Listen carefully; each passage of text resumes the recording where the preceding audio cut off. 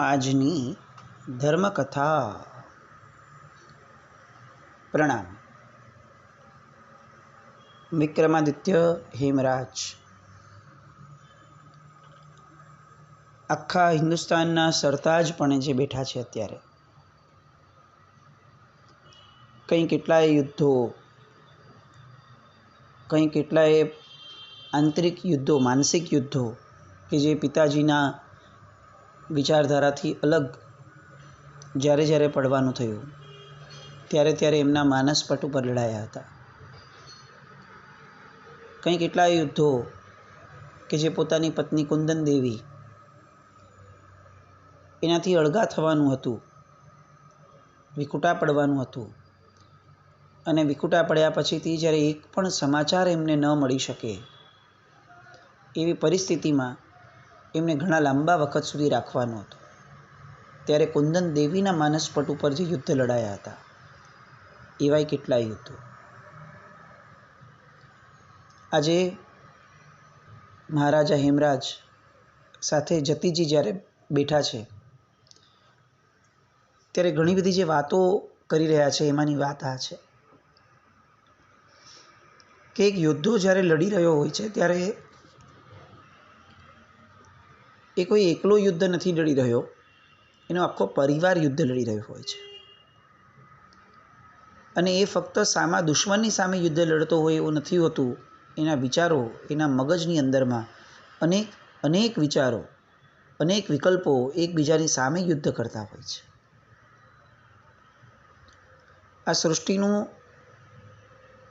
સૌથી વિકટ કહી શકાય એવું જો કોઈ કાર્ય છે તો એ યુદ્ધ છે.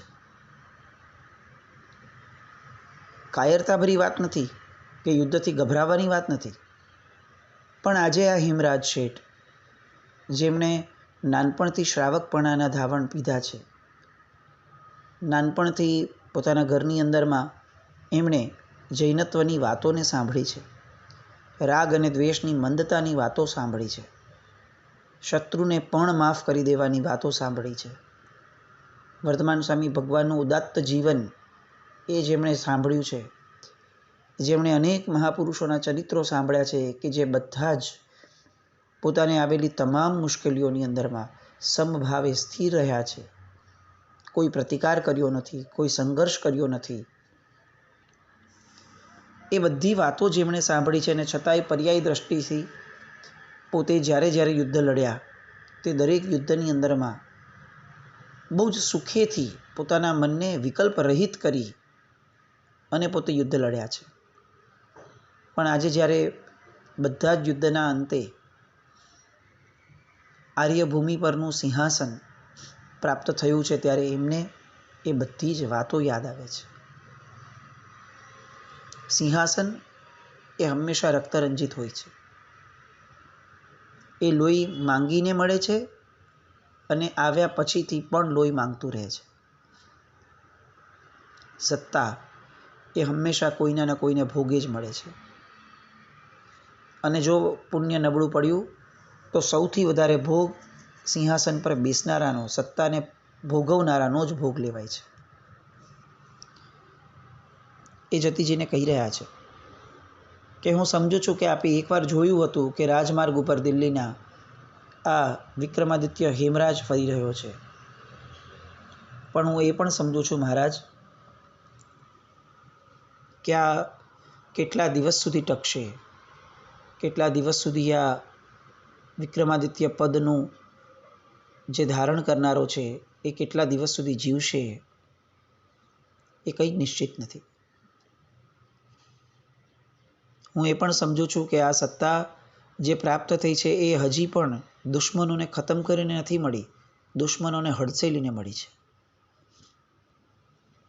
પેલો તારદી બેગ, પેલો હુમાયુનો દીકરો, આ બધા જ હજી જીવતા છે, બજા ટાંપીને બેઠા હશે અને ફરી દેખા દેશે અને ત્યારે ફરીથી યુદ્ધ આવશે. એ યુદ્ધનો ભય નથી, પણ એટલું પણ ચોક્કસ છે કે આ ક્ષેત્ર જેવું છે કે જેમાં સતત સંઘર્ષ રહેવાનો. અને જતીજી મહારાજ પૂછે છે કે ધર્મની રક્ષા માટે નીકળેલ વ્યક્તિને આ સંઘર્ષો ની સાથે તો ગરબો કેરવવો પડે. અને ત્યારે પહેલો બહુ જ સરસ વાત વિક્રમાદિત્ય હેમરાજ કહે છે કે સાહેબ, આપની વાત સાચી છે. મારે જગત આખાનું, આખા હિન્દુસ્તાનનો વિચાર કરવાનો છે, બધાના કલ્યાણનું મારે વિચારવાનું છે, પણ મારા આત્મકલ્યાણનું શું કરવાનું? કોક શાંત પડે જ્યારે મને મારું આત્મકલ્યાણ લાધે છે, સાધે છે, વિચાર આવે છે, ત્યારે એવું લાગે છે કે એ દિશા તરફ હું ક્યારે જઈશ? મારા પિતાજી જે હંમેશા મને દિશા આપે છે, એ દિશાની અંદરમાં હું પગરવ ક્યારે માંડીશ? આમ ને આમ હિન્દુ, મુસ્લિમ, અફઘાન, મોગલ આ બધાની સાથે સંઘર્ષ કરતાં કરતાં કરતાં હું એક આત્મા છું અને આ આત્માને મોક્ષે લઈ જવા માટે જન્મ્યો છું, એને મુક્ત કરવા માટે સર્જાયો છું. આ બધી જે વાતો મેં શીખી છે, મને ગમી છે, એ બધી વાતોનો સમય એ મારા જીવનમાં હું ક્યારે લાવીશ? એ બધાને ચરિતાર્થ ક્યારે કરીશ? આ એક એવો પ્રસંગ હતો જે પ્રસંગની અંદરમાં આ હેમરાજ શેઠની અંતઃકરણની જે જાહો જલાલી હતી, એ અંતઃકરણની જે વિક્રમાદિત્યપણું હતું, એનું જે સમ્રાટપણું હતું અંતઃકરણનું, એ દેખા દે છે. આવડી મોટી સત્તા હાંસલ થઈ છે. હજી તો કેટલાક દિવસો માંડ પસાર થયા હશે, 2-3 દિવસ માંડ.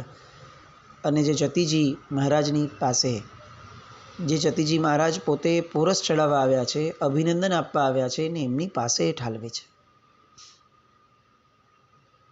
અંદર કેવો વૈરાગ્ય હશે! આપણને એક સામાન્ય સુખ મળે ને તો પણ આપણે સામાન્ય સુખમાં ચકી જઈએ છીએ, અને એ સામાન્ય સુખને, એના સિવાયની કોઈ પણ ઘટના એને આપણે મન પર લાવવા નથી દેતા, આવવા જ નથી દેતા. આપણે એમ જ વિચારીએ છીએ કે ના, બહુ સુખ છે. જ્યારે આ કેવી અંતઃકરણની સ્થિતિ હશે કે આખા દેશનું સુકાન મળ્યું છે, રાજવીપણું પડ્યું છે, અને મનની અંદરનો વૈરાગ્ય એ જાણે હિલોડા લેતો હોય એવી સ્થિતિમાં પાછો પ્રગટે છે.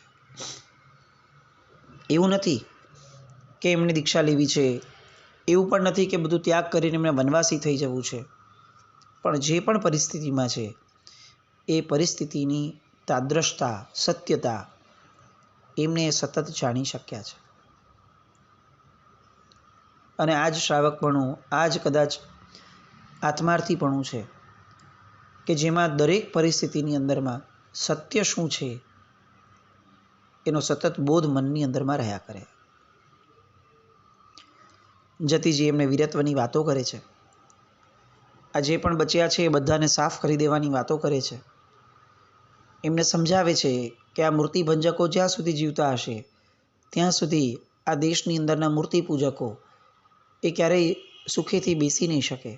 એમના દેવ, એમના ગુરુ, એમનો ધર્મ એ બધું જ ભયમાં રહેશે.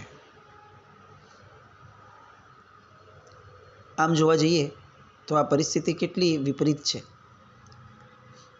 જેમણે મુનિપણાના વેશ ધારણ કર્યા છે એ વીરત્વની વાત કરે છે, અને જે યુદ્ધની અંદરમાં લડવા જાય છે એવા જે સમ્રાટ છે એ વૈરાગ્યની વાતો કરે છે.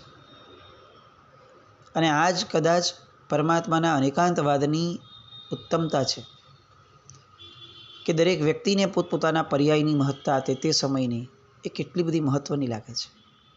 જતીજીને મન આ દેશની સંસ્કૃતિ, આ દેશમાં રહેલો ધર્મ એ બધાનું મહત્ત્વ કેટલું બધું હશે, કેટલું બધું એમણે એ પોતીકું ગણ્યું હશે, કેટલી દીર્ઘદ્રષ્ટિ એમનામાં હશે, કેટલી રક્ષાનો ભાવ હશે એમનામાં. અને આ હેમરાજના મનની અંદરમાં કેવી સાધનાકીય પરિણતિ એ પણ અંદરમાં ઊભી હશે. અને આ દ્રશ્ય એ કેટલોક સમય આવી રીતે ચર્ચાના કારણે ભેગું રહ્યું, અને અંતે જ્યારે સમય થાય છે ત્યારે ફરી એકવાર પાછા મળવાની, આપને જ્યારે પણ સમય મળે ત્યારે ફરી ફરીને મને આવી રીતે પ્રેરણા આપવા માટે પધારવાની વિનંતી કરી અને વિક્રમાદિત્ય હેમરાજ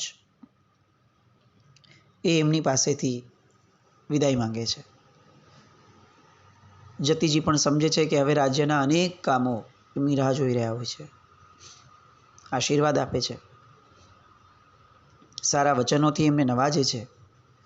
તમારું આ આત્માર્થીપણું એ પણ તમને લાધો અને આ જગતને તમારી પાસેથી જે અપેક્ષા છે એ પણ તમે પ્રાપ્ત કરો, એવા સરસ મજાના આશીર્વાદ આપી અને ત્યાંથી સાહેબ વિદાય લે છે. અને હવે આ વિક્રમાદિત્ય હેમરાજ, સમ્રાટ હેમરાજ એ પોતાના દીકરા, પોતાના પત્ની કુંદન દેવી એ બધા પાસે જાય છે.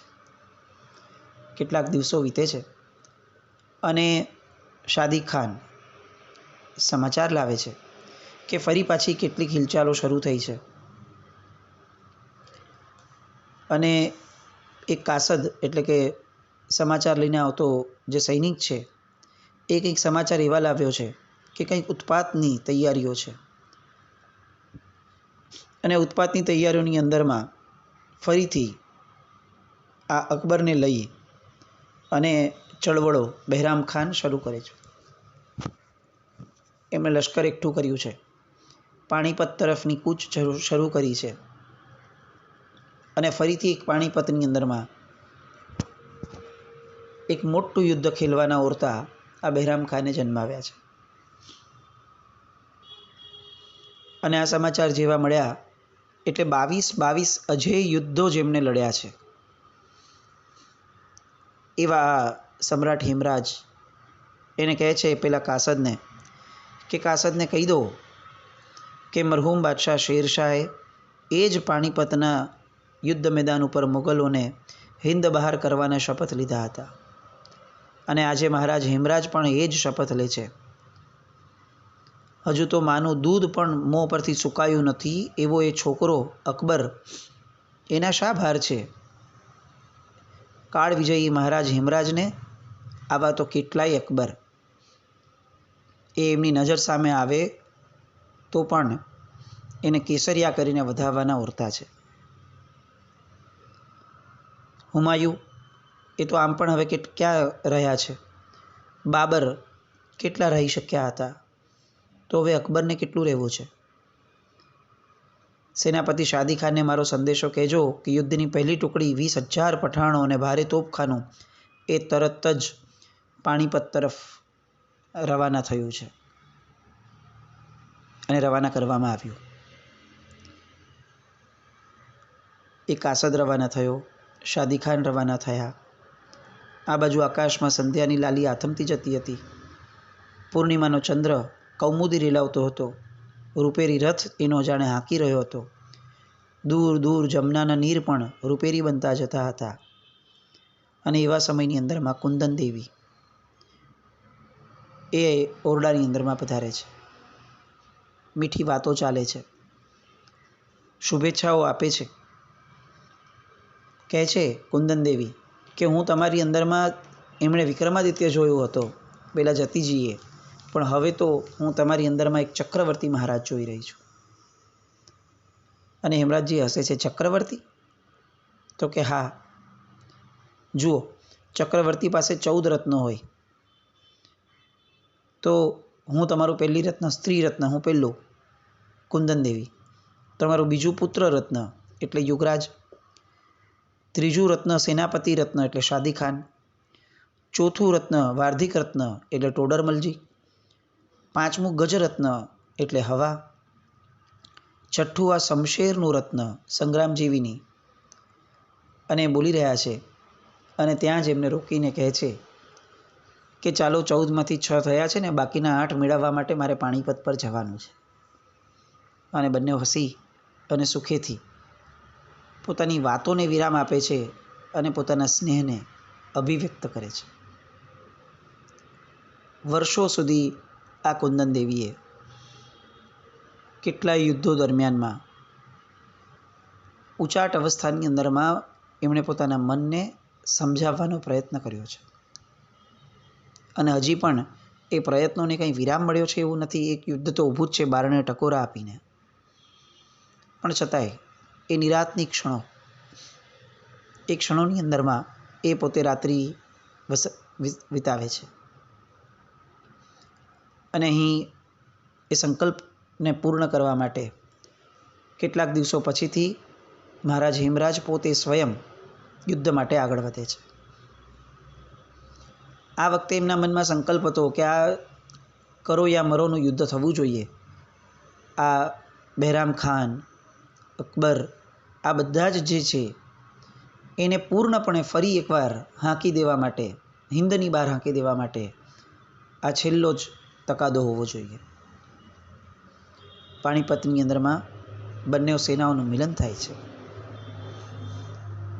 મહારાજા હેમરાજ એ નેતૃત્વ લે છે. શાદી ખાન આગળ જઈ અને ધમાસાણ યુદ્ધ કરે છે. બહેરામ ખાને આગળ જેટલા પણ યુદ્ધ થયા હતા, પીછેહટ થઈ હતી, એ બધા જ યુદ્ધનો જાણે બદલો લેવો હોય એવી રીતે એ સૈન્યની સામે તૂટી પડે છે. મોગલ સૈન્ય દિલ્હીના સરતાજ પણ એ ફરીથી બેઠા એના કેટલાક નશાની અંદરમાં પણ છે. પણ બંને સેનાઓનું કૌવત એ જાણે પરાકાષ્ઠાએ આવ્યું હતું અને એટલે બંને પક્ષે બહુ મોટી ખુવારી થઈ રહી હતી. ક્યાંય કોઈ એકબીજાને મચક આપે એવું નહોતું થઈ રહ્યું. દિવસોના દિવસો વીતતા જતા હતા અને સેનાઓ એકબીજાની સામે જરા પણ ઝૂકવા તૈયાર ન હતી.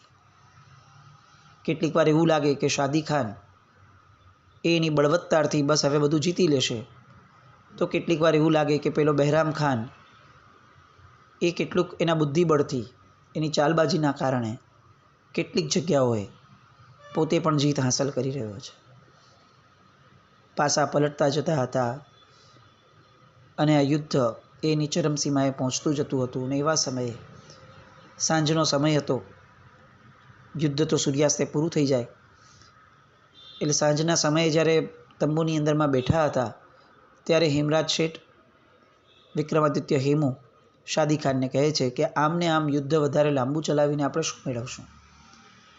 એક છેલ્લો ઘા એવો કરવો છે કે જે ઘાના કારણે એક નિર્ણાયક અવસ્થામાં આપણે આવી શકીએ. અલબત્ત આ વખતે આ લોકોની જે તૈયારી છે તે કદાચ વધુ સુયોગ્ય છે અને આ વખતે એ લોકોનું જનૂન પણ એવું છે કે કદાચ એ લોકોને ખ્યાલ છે કે જો આ યુદ્ધ હાર્યા તો મોત સિવાય હવે કંઈ જ બચવાનું નથી. એટલે આપણે સાવધાનીપૂર્વક પણ વ્યૂહરચનાઓને કેટલીક બદલી અને આ યુદ્ધને હવે જીતવા માટેનો પ્રયત્ન કરવો છે. યુદ્ધને ચાલુ રાખવાનો પ્રયત્ન હવે નથી કરવો. શાદી ખાન પણ સહમત થાય છે અને બીજે દિવસે વિક્રમાદિત્ય હેમરાજ સ્વયં પોતે એક નેતૃત્વ લે છે, આગળ વધે છે. પોતાના ગજરાજ હવાની સાથે એ જાણે તડામાર તૈયારીઓ કરીને આવ્યા હોય, માનસિક એવી તૈયારીઓ સાથે યુદ્ધમાં કૂદી પડ્યા. સેનાપતિ શાદી ખાન પણ પોતાના યોદ્ધાઓને આદેશ કરે છે કે આ હવે અંતિમ દિવસો તરફ આગળ વધવું છે. પોતાનું બધું જ જોર લગાડી અને આ આક્રાંતાઓને, આ મુગલોને આપણે ખતમ કરી દેવા છે. શેરશાહ એ જેમને હિંદની બહાર વર્ષો સુધી વનવાસ આપી દીધો હતો, એ મોગલોને ફરીથી એમના સ્વધામ પહોંચાડવા માટેની બધી જ આપણી શક્તિઓને હવે કામે લગાડવાની છે. બધા જ ઉત્સાહમાં છે, બધા જ કંઈક કરી છૂટવાની એ માનસિકતા કેળવીને આજે યુદ્ધમાં કૂદ્યા છે. પેલા ગજરાજ હવાને પણ સૂંઢની અંદરમાં તલવારો અપાઈ છે, બે તલવારો, અને એક પછી એક રસ્તામાં જે આવે તે તમામ સૈનિકોને વાળતા એ ગજરાજ પણ આગળ વધી રહ્યો છે. આ બાજુ બહેરામ ખાન સમજી રહ્યો છે કે કંઈક અલગ થયું છે આજથી, એટલે હવે આપણી તરફથી પણ કંઈક અલગ થવું પડશે. શાદી ખાનનું જોર વધતું જતું હતું સેનાપતિનું, અને બહેરામ ખાનને એવું લાગવા લાગ્યું કે હવે કદાચ જો આમને આમ હજી એકાદ દિવસ પણ જો આ લોકો આવા આક્રમકતાથી જો તૂટી પડ્યા તો હવે ટકવું મુશ્કેલ થશે. પોતાના તમામ પરાક્રમને દાવ પર લગાડ્યા પછીથી પણ એને એ દિવસે એવું લાગ્યું સાંજે કે હવે તો સ્થિતિ મજબૂત થવાની જગ્યાએ મુશ્કેલ થતી જાય છે અને એટલે પોતે પ્રાર્થના કરવા બેસે છે. સાંજની નમાઝ અદા કરે છે અને એ સમયે એ અકબરને પણ પ્રાર્થના કરાવે છે, પેલા 13 વર્ષના અકબરની પાસે. આ બાજુ આ સૈન્યને એવું લાગવા લાગે છે હેમરાજ શેઠના કે બસ હવે તો આપણે લગભગ જીતી ગયા.